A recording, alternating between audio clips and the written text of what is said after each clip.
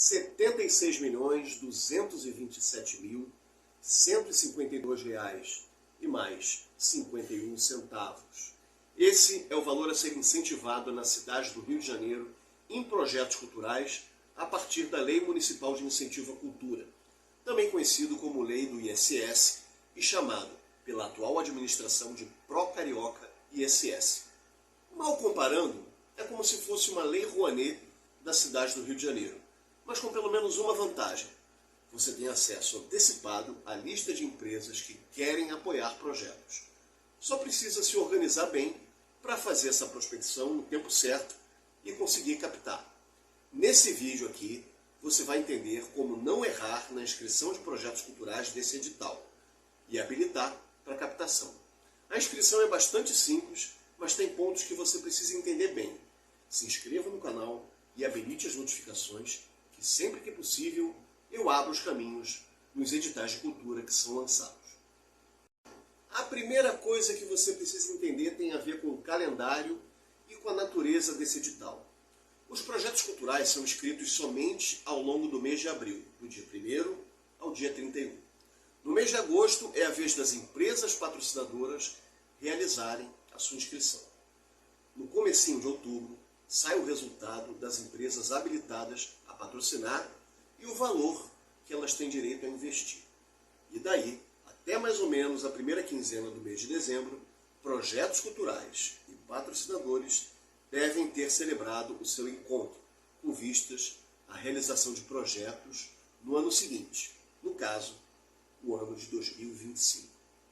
Só podem participar empresas da cidade do Rio de Janeiro de natureza cultural e que sejam capazes de comprovar atividades culturais, atividades profissionais, pelo período mínimo de 2 anos, a contar da data em que o projeto foi inscrito na plataforma. As linguagens artísticas aceitas em diversos formatos são as seguintes: artes visuais, artesanato, audiovisual, biblioteca, centros culturais, cinema, circo, dança, design, folclore, fotografia, literatura, moda, museu, música, multiplataforma, preservação e restauro de patrimônio material ou imaterial, teatro e transmídia. O projeto deve apresentar um produto cultural a ser realizado na cidade do Rio de Janeiro, além de um detalhamento claro de todas as ações culturais que fazem parte da proposta. Obrigatoriamente, pelo menos uma ação cultural deve ser desenvolvida, melhor dizendo, nas APs 3, 4 ou 5, ou em favelas das APs 1 e 2.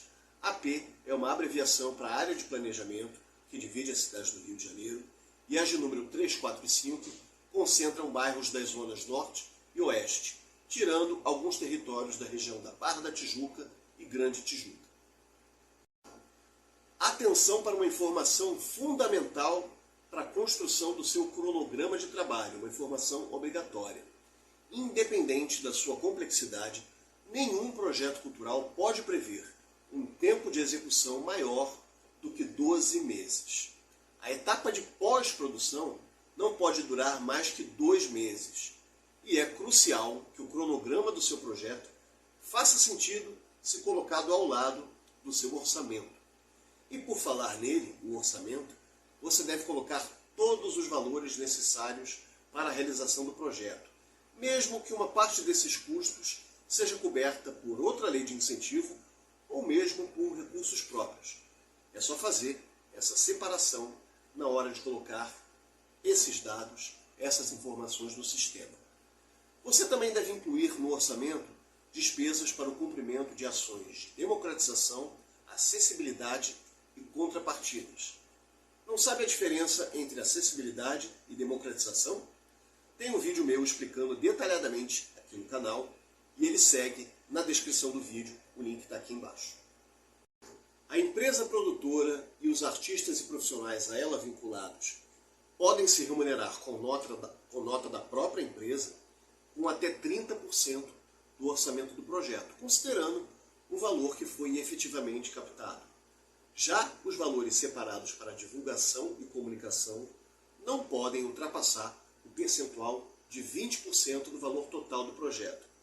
Isso é para evitar um desvio de finalidade, que alguma empresa apoie um projeto cultural apenas com intenção da própria promoção.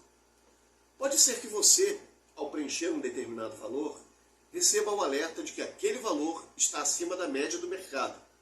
Você pode diminuir para deixá-lo de acordo com essa média, o que é recomendado, ou pode manter esse valor e descrever uma justificativa, que pode ou não ser aceita. De um modo geral, você precisa construir uma relação de linhas orçamentárias que faça o avaliador considerar que o seu projeto é viável. Afinal, ele remunera artistas, mas também se cerca de profissionais de produção, acessibilidade, além de prever despesas comuns, como transporte, frete e alimentação. O máximo de 5% do valor do projeto pode ser destinado ao pagamento de serviços de captação e é sumariamente proibido destinar esse valor ao contribuinte incentivador. Nada, portanto, de fazer um bate-volta com os recursos do patrocínio. Com 30% do valor do projeto captado, você já pode começar a realizar o seu projeto. Claro que com adaptações compatíveis com essa nova realidade financeira e que sejam autorizadas oficialmente pela Secretaria Municipal de Cultura do Rio de Janeiro. Mas se liga que ainda tem algumas outras obrigatoriedades que você vai ter que cumprir e declarar que vai atender. 10% dos produtos culturais do seu projeto, sejam eles em forma de ingressos ou em unidades do produto cultural a ser produzido como um livro, devem ser destinados aos patrocinadores do seu projeto, à empresa, ao contribuinte incentivador.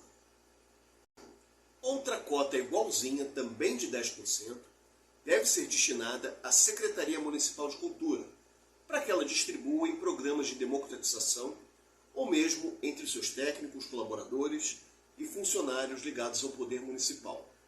Propondo você alguma outra atividade ligada ao projeto, como uma oficina, por exemplo, você também deve reservar 10% do acesso ou dos produtos culturais que forem gerados. Essas foram as chamadas contrapartidas institucionais. Agora vamos falar das contrapartidas socioculturais, que têm como objetivo incluir o máximo de pessoas no seu projeto e que também são obrigatórias.